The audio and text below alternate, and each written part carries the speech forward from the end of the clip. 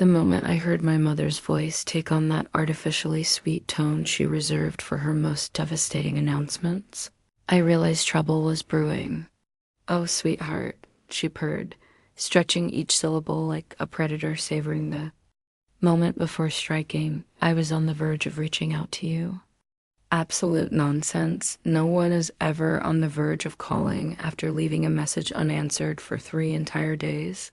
But I decided to humor her charade. "Really?" I responded. "Indeed." She exhaled with theatrical exhaustion, as if bearing the burden of her own fake kindness was overwhelming her. "Actually, I wanted to inform you that your father and I have decided to keep our celebration intimate this year." Her predictability was almost laughable. I could hear her fluffing cushions in the background while preparing to demolish my day. "Intimate?" I echoed. "Exactly," she replied with gentle condescension. "Only blood relatives, you know. Blood relatives." I clenched my jaw until it ached. This was her specialty, always discovering subtle, tender, crushing ways to emphasize that I would never be genuine family, that regardless of my sacrifices or devotion, I remained an outsider peering through glass that my adoption had made me their charity project, while my biological sister Lisa received royal treatment. And for years I convinced myself it was my imagination, that I was being overly sensitive, that my mother's love was simply expressed in complex ways. But that delusion shattered the moment she uttered those devastating words. "We love them more." I swear my sight went blank with rage. "Excuse me," I said, my voice becoming eerily steady. "Exactly whom do you love more, Mother?" She sighed as if explaining something painfully obvious was exhausting her. "Lisa's children," she stated matter-of-factly. "We've shared a connection with them from the beginning. Surely you comprehend." I remained silent, paralyzed, because I anticipated what would follow. She would bulldoze through my feelings with some sickeningly sweet justification, explaining how my boys, ages 6 and 8, were too energetic, how my parents were too elderly to manage them, how this was purely practical, not personal, but I also recognized this was false. Lisa's children were actually younger than mine. And she had 3 of them, so logistics wasn't the issue. Space wasn't the problem. I was the problem. Taking a measured breath, I said, "Mother, may I pose a question?" "Certainly, darling," she replied, her voice suddenly tender and maternal, as if she weren't currently eviscerating me. "When your water heater failed last year," I began conversationally, "who funded the replacement?" Silence. "And when father required emergency dental work," I continued, "who handled that expense?" More silence. "And the mortgage payments when you fell behind for 3 consecutive months?" I could sense it now, the discomfort, the tension in her voice. "I fail to see the relevance," she snapped. "Oh, it's extremely relevant," I replied, my voice turning glacial. "Because I don't remember Lisa contributing a single penny, yet somehow she and her real family receive premium treatment while my children aren't even worth folding chairs at your table." "That's unfair," she protested. "No," I interrupted. "What's unfair is that I've been financing a family that refuses to acknowledge me as family." And that's when I reached my breaking point, the decision that would have them panicking by tomorrow. Don't recall ending the call. I remember staring at my device, my mother's final words reverberating in my skull like a death knell. "We love them more." I sat there, clutching the kitchen counter's edge, feeling the weight of every sacrifice I'd ever made for them, every bill I'd covered, every crisis I'd resolved. Every time I'd told myself that perhaps next time they'd show gratitude. No more next times. I was finished being their human ATM, finished being the non-blood daughter they only remembered when they needed financial assistance. But I wasn't planning to disappear quietly. You see, my parents enjoyed a very comfortable existence for 2. People who constantly claimed poverty, their home paid for, their expenses covered. their refrigerator stocked, all courtesy of me. They never hesitated to exploit me as their personal bank until now, until I was no longer useful. I opened my banking application and navigated to the automatic payment section. Water, electricity, gas, their entire lifestyle flowed through. My accounts, not anymore. One by one, I began terminating services. Click no more utility auto payments. Click no more grocery deliveries. Click the emergency credit card I'd provided them. Deactivated. I stared at the screen, feeling something deep in my chest release for the first time in years. If they didn't consider me genuine family, then let's observe how well they're authentic. Daughter managed when the bills started arriving. I set down my phone and inhaled deeply. I should have felt remorse, should have felt something, but I didn't. I felt liberated. Then my phone rang Lisa. I let it go to voicemail. Moments later, a text appeared. WTF did you just do? Oh, so they'd noticed quickly. Excellent. I smiled and grabbed my keys because I wasn't finished yet. No, the real entertainment was just beginning. I was en route to the grocery store when my phone erupted with calls. Mom, Dad, Lisa, even my father, who typically only contacted me when something needed repair, was calling frantically like his existence depended on it. I ignored them all. Then came the messages. What did you do? From Mom, the internet isn't functioning. Are you tampering with the accounts? From Dad, you're being a selfish little bitch. Mom and Dad have given you everything. From Lisa, nearly laughed at that last one. Everything. The sheer audacity of that statement alone could fuel me for another decade. Then a final text from Lisa. Hope you realize Mom just fainted, for crying out loud. I pulled into a parking lot and stared at my screen. Fainted, like collapsed from the overwhelming weight of responsibility. I sighed and, against my better judgment, called Mom back. She answered instantly. Sweetheart, what's wrong with you? I said, cutting directly to the issue. Lisa claims you collapsed. A pause, then a sniffle, then the unmistakable sound of manufactured tears being summoned.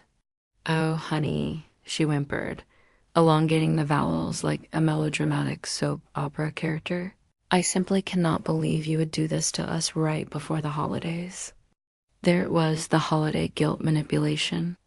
I don't understand what we did to merit this, she continued, her voice quivering for dramatic effect. Your father and I have always given our best effort. Mother, I interrupted, gripping the steering wheel. Do you pay your own mortgage? Well, do you pay your own utilities? Oh, do you even purchase your own groceries? Silence. Then softly, we assumed you did that because you cared about us. I released a sharp, humorless laugh. Right, because affection is measured in electronic transfers. Lisa mentioned you were always envious of her, Mom sniffled, and I never wanted to believe it, but oh my God, I groaned. Is this seriously where we've arrived? I'm some bitter stepsister because I expected basic respect. You don't understand, she said, her voice suddenly sharp, slicing through the victim performance like a blade. Lisa is our biological daughter. There it was spoken aloud, no sugarcoating, no careful evasion. I felt a strange tranquility settle over me, like the final piece of a puzzle snapping into place. She had always felt this way, always. I just wasn't supposed to hear it. Understood, I said simply. You finally voiced it. Sweetheart, that's not what No, you did, I said, shaking my head. And for once, I believe you. And then, with a slow, deliberate exhale, I disconnected, not just the call, but them. The following morning, I awakened to complete pandemonium. My phone had been ringing all night, voicemails, missed calls, texts accumulating like overdue bills. I ignored them all, but then I noticed it. Lisa, you think this is amusing? Mom and Dad are panicking. Lisa, you've endangered them, you're revolting. Lisa, resolve this immediately. I stared at the words, endangered them. Did the Wi-Fi disconnection send my father into cardiac arrest? Was my mother gasping for breath because the refrigerator stopped restocking itself? I wasn't about to waste time on Lisa's theatrics, but I was curious about how rapidly their house of cards had collapsed. So I did what any evil, selfish, non-blood daughter would do. I drove over. When I arrived at my parents' house, I hadn't even reached the door before I heard my mother wailing inside. I don't understand. Gary, nothing's functioning. I can't even warm my... I tried contacting the bank. My father was shouting, and they said the account was terminated. Oh, I grinned. I knew shutting off the utilities would create some panic, but closing the bank account, that was my masterstroke. You see, my parents weren't just leeching off me through bills. They were using a joint account under my name, one I'd originally established to assist them during my dad's financial difficulties.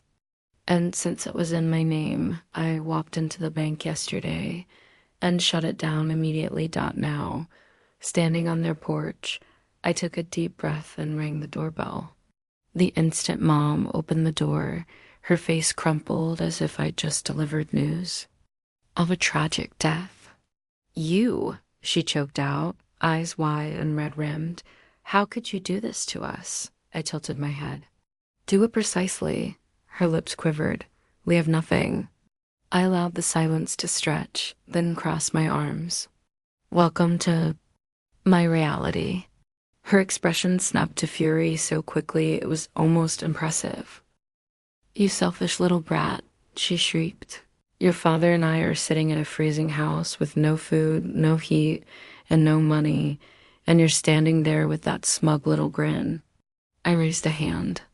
First of all, I said, my voice calm, but dangerously so, don't you dare pretend I kicked you onto the streets. I simply stopped funding your luxurious lifestyle. Luxurious? She screeched. Yes, I said, stepping inside. Luxurious. You didn't need a $300 grocery order weekly. You didn't need me covering your bills while Lisa pranced in and out like a guest at a 5-star resort. We assumed you did it out of love. I laughed, actually laughed, a sharp, humorless sound that echoed off their pristine, fully furnished living room. Love, I repeated. That's rich coming from people who literally told me they love Lisa's kids more than mine. Mom flinched, but Dad finally spoke. You're making a grave error, he growled, stepping forward. His voice was deeper, colder than I'd ever heard it. A threat? You think you hold the power now, little girl? He said, narrowing his eyes. You'll regret this. Just wait until you need something from us. I smiled. That's the beauty of it, I said, tilting my head. I never will. And with that, I turned and walked straight out the door, but I wasn't finished yet. No, the real revenge was still coming. I hadn't planned to go nuclear initially. All I wanted was basic respect, for them to realize they couldn't treat me like a disposable ATM and still expect loyalty. But then my father threatened me, just wait until you need something from us, like he actually believed he had leverage over me. Like he thought I would crawl back. That's when I decided they weren't just going to feel the loss of my money. They were going to feel the loss of me entirely. So I made a call to my parents' landlord. See, while they liked to pretend their house was paid off, the truth was more complicated. They had refinanced years ago, squandered the money, and were now barely clinging to the place. The only reason they weren't in foreclosure was because I had been covering the mortgage difference for the past 2 years, and I had documentation. So I asked the landlord a simple question. If the payment suddenly stopped, how long until eviction? 30 days, I smiled. Got it. Then I made another call, this time to their credit card company. I wasn't on that account, but I knew how my parents operated. They had maxed it out, simply assuming they could guilt me into bailing them out like always. So I just gave the Company a helpful tip told them the primary account holders had no steady income, no ability to pay, and that if they wanted their money, they might want to act quickly. Wouldn't you know it, their credit limit got slashed overnight. By the time I was done, my parents had no savings, no backup, no safety net. But the best part? Liza, sweet golden child Liza. See, Liza had no idea that I had been funding Mom and Dad's entire lifestyle. She assumed they were just magically fine on their own, probably because in her world, money just materialized when she needed it. So when Mom and Dad came knocking on her door, demanding she pick up the slack, you better believe she had a meltdown. And that's when the text started. WTF is happening? Mom and Dad are claiming they're broke. Why is this suddenly my problem? I took my time responding, let her sweat, then finally sent, because you're the real daughter. Act like it. I could practically hear her screaming through the phone, but the best was yet to come, because in less than 24 hours, my parents would make a fatal mistake that would leave them screaming in ways they never had before. I was enjoying my morning. Coffee when it happened, a new email. Subject, urgent account action required. I clicked it, already knowing exactly what I'd see. It was a security alert, an attempt to access my bank account from an unrecognized device. I laughed. Oh, they were getting desperate. See, my parents weren't just entitled, they were predictable. First the guilt, then the rage, and when all else failed, they resorted to theft. I knew they still had my old banking credentials saved somewhere. I had changed them, of course, but they were banking, pun intended, on me being careless. Unfortunately for them, I was not Lisa. I clicked deny on the login attempt and locked my account down even tighter new passwords. Two-factor authentication, security alerts on every single transaction. Then I did what I do best. I waited. Not. 5 minutes later, bang, bang, bang, someone was pounding on my front door like they were federal agents. I didn't even need to check the peephole. I knew exactly who it was. I took my time answering, sipped my coffee, made them wait. Then finally, I swung the door open. There they were, my parents, wild-eyed, red-faced, completely unraveling. You shut everything down? My mother shrieked, pushing past me into the house. Dad stormed in right after her. What the hell is wrong with you? I let them barge in, let them think they had the upper hand for exactly 10 seconds before I turned around and folded my arms. You tried to rob me, I said calmly. Mom froze. Dad flinched. What? Mom snapped. You heard me, I said, tilting my head. I received the security alert this morning. You attempted to access my bank account. That's our money, Dad barked. I laughed, actually laughed. No, it's my money. Always has been. Mom clutched her chest like she was about to collapse. We raised you. You raised me? I interrupted. You tolerated me. Big difference? Her face contorted. How dare you? How dare I? I repeated, stepping closer. You exploited me for years. You let me pay your mortgage, your utilities, your whole damn life. And the second I needed a little affection back, you kicked my kids out of Thanksgiving like they were garbage. Mom's lips trembled. Dad's hands curled into fists. You've made a huge mistake, he growled. No, I corrected, my voice like steel. I finally made the right decision. Mom snapped first. Do you want us to die? She shrieked, her voice cracking. Is that what this is? You want us to be homeless? She was screaming now, completely losing it, tears flying as if she had ever shed a single genuine tear for me in her life. And then the fatal mistake. You owe us. She spat. You wouldn't even have that money if it weren't for us. And that was the moment I knew they weren't just angry. They actually believed it. They genuinely thought my money, my success, my entire life was something they were entitled. 2. I took a slow, steady breath and then I smiled. Okay, I said simply. They froze. Dad narrowed his eyes. Okay, okay, I repeated. You're right.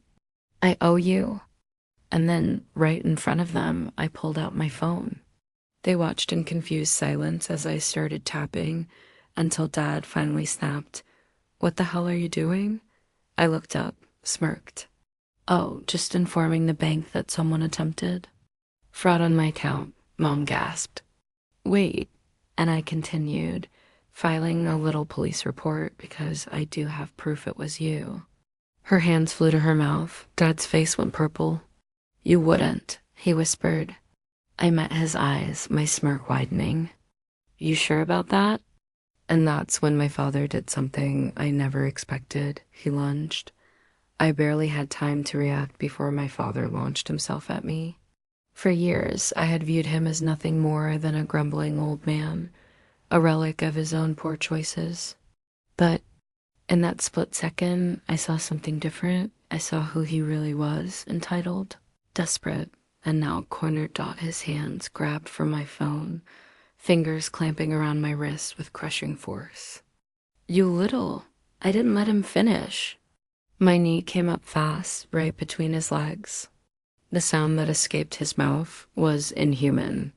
He collapsed like a cheap lawn chair, gasping and wheezing, while my mother screamed like someone had been murdered. "You monster," she shrieked, rushing to his side. "You attacked your own father." I stepped back, phone still in my grip, my pulse hammering. "Oh, I think the police are going to see that differently." I turned my screen toward her. The call had been lived the entire time. 911 elapsed time, 2 minutes, 47 seconds. Mom's face drained of color.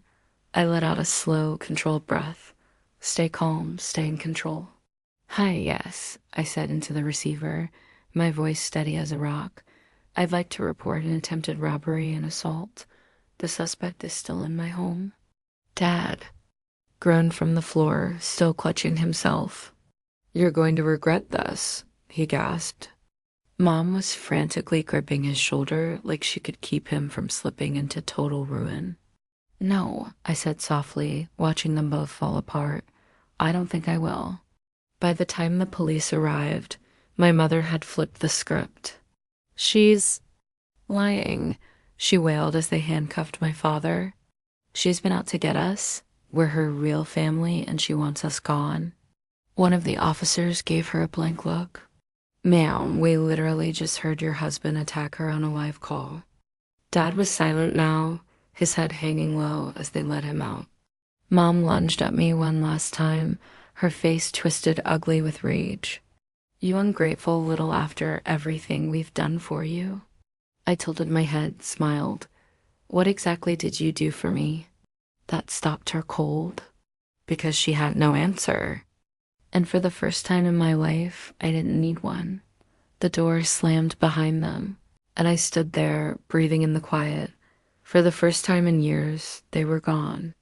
But I wasn't done yet.